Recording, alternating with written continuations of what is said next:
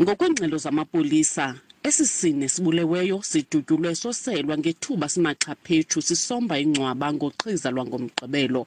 Bebelungiselela ukungcwaba amathambo abazali babo. Abahlali badakumbile. Intsebenziswano phakathi kwethu namapolisa ayikho nje ngokugqibeleleyo. Ngoba nokokuba siyoziripota e-police station kuthiwa sisaphanda.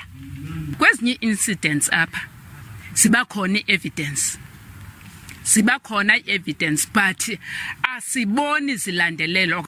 Urhulumente wephondo uhlaba ikhwelo kuluntu ukuba lusebenzisane namaziko miliselo mthetho ukuncothula nengcambu esisihlava kule lali.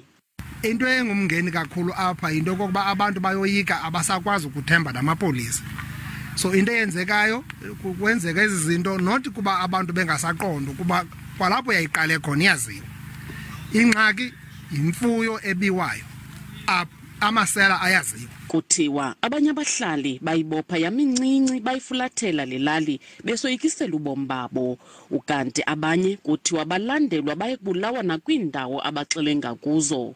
Ukususela ngo-2014 ukuza kuthi kangoku bangaphaya kwama-50 abantu ababulewe kule lali kwaye akukabanjwa mntu nangoku ngezo zenzo. Kwiindaba ze-SABC ndingufundiswa Mhlekude, eMpuma Koloni.